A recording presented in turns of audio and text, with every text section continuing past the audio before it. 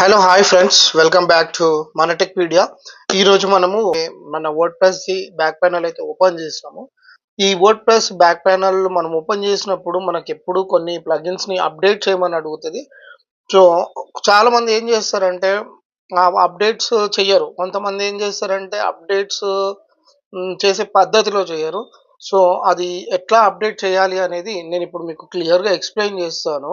ప్రస్తుతానికి అయితే ఇప్పుడు మనము నా వర్డ్ ప్రెస్ నా వెబ్సైట్ ఏదైతే ఉందో నా వెబ్సైట్ వర్డ్ ప్రెస్ ప్లాట్ఫామ్ మీద నడుస్తుంది.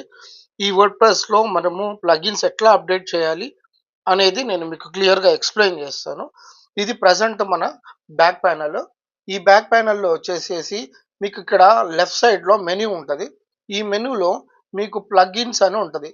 ఇప్పుడు ఓవరాల్గా నేను చాలా రోజుల తర్వాత అంటే నేను బ్యాక్ ఎండ్ ఓపెన్ చేయట్లేదు. జస్ట్ నేను మొబైల్‌లో నా అడ్మిన్ ప్యానెల్ మాత్రమే వాడుతున్నాను. కానీ total back panel full access వాడట్లేదు. సో, ఓవరాల్‌గా మనకిక్కడ 22 ప్లగిన్స్ అప్డేట్ చేసేది ఉంది.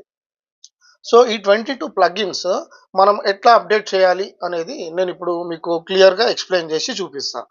ఆ ప్లగిన్స్ అయితే క్లిక్ చేసుకోండి.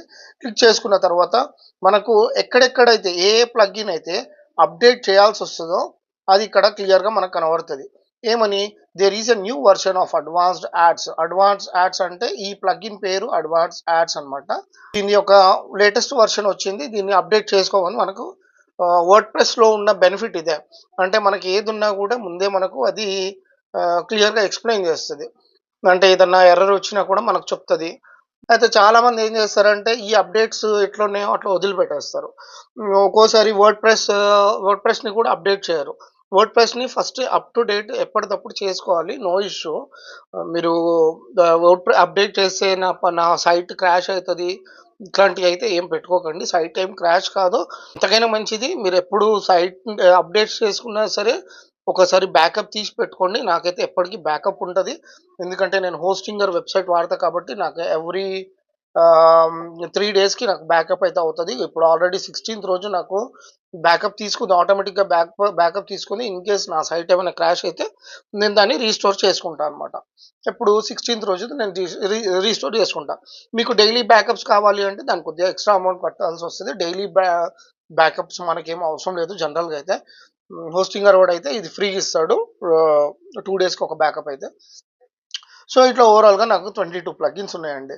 అయితే చాలామంది ఏం చేస్తారంటే ఈ ప్లగిన్స్ అప్డేట్ చేయడం మానేయడము, లేదంటే అప్డేట్ చేస్తే నా సైట్ క్రాష్ అయితదనే భయంతోనో, లేదంటే కొంతమంది ఏం చేస్తారంటే ఒకటేసారి ఇది అప్డేట్ కొట్టి, ఇది అప్డేట్ కొట్టి, ఇది అప్డేట్ కొట్టి అన్ని 22 ప్లగిన్స్ ఒకటేసారి అప్డేట్ కొడతారు. సో, ఇట్లాంటి మిస్టేక్స్ మనం చేయొద్దు. ఇది ఏం చేయాలి అంటే ఫస్ట్ ఇక్కడ అడ్వాన్స్డ్ యాడ్స్ అని ఉంది కదా! ఫస్ట్ ప్లగిన్ ఇది క్లిక్ చేయండి. క్లిక్ చేసిన తర్వాత అది కంప్లీట్‌గా మనకు అప్డేట్ అయ్యి గ్రీన్ టిక్ వచ్చేంత వరకు ఆగాలి.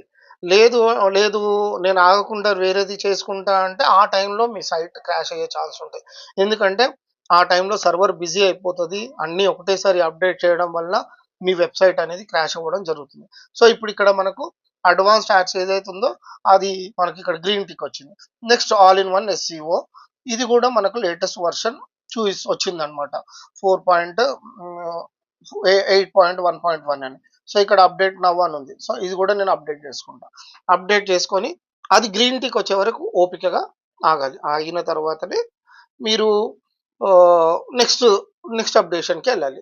సో, ఇక్కడ మెయిన్ పాయింట్ ఏంటంటే ప్రతిసారి మీరు ఒకసారి అప్డేట్ చేసుకున్న తర్వాత ఏదైతే మీ సైట్ ఉందో మీ సైట్‌ని ఒక్కసారి రీచెక్ చేసుకోండి. అంటే జస్ట్ మన సేఫ్టీ కోసం. ఏం కాదు. జస్ట్ మన సేఫ్టీ కోసం ఒక్కసారి రీచెక్ చేసుకుంటే మనకు మంచిది. సో, ఇది నా సైట్ ఓకే పనిచేస్తుంది.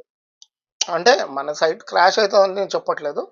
ఒక్కొక్క ప్లగిన్ మీరు అప్డేట్ చేసిన తర్వాత ఒక్కసారి మీరు రీవెరిఫికేషన్ చేసుకోండి. ఇప్పుడు నెక్స్ట్ కాంటాక్ట్ ఫార్మ్ 7 అని ఉంది. ఈ ప్లగిన్‌ది కూడా నాకు అప్డేట్ వచ్చింది. Latest update. ఈ అప్డేట్ కూడా కొడతాను.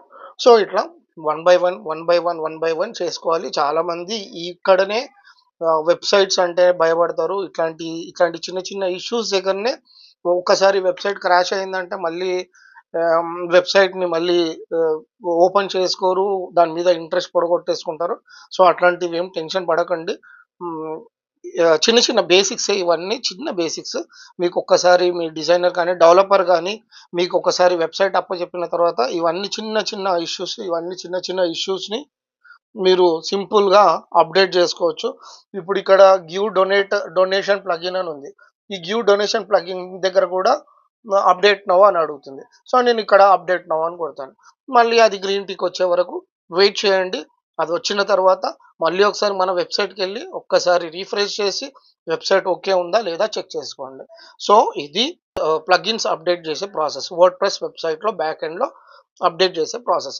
ఇప్పుడిక్కడ అయిపోయింది. గ్రీన్ వచ్చింది. నెక్స్ట్ నేను మళ్ళీ ఒకసారి రిఫ్రెష్ చేసి చూసుకుంటా.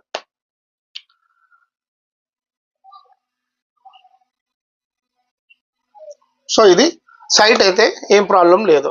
సో, అట్లా ఒక్కొక్క ప్లగిన్‌ని మనము అప్‌డేట్ చేసుకుంటూ, మనం రీచెక్ చేసుకుంటూ రావాలి. ఎప్పుడైతే మనకి ఏదైనా ప్లగిన్‌లో ప్రాబ్లమ్ ఉంది అని అనిపించిందో, ఆ ప్లగిన్‌కి సంబంధించిన ఎర్రర్స్ ఏమన్నా ఉన్నాయేమో ఒకసారి చూసుకోవాలి. అది నేను ఎట్లా చేయాలి? అది ఎట్లా చూయించాలి వర్డ్‌ప్రెస్‌లో అనేది నేను చూయిస్తాను.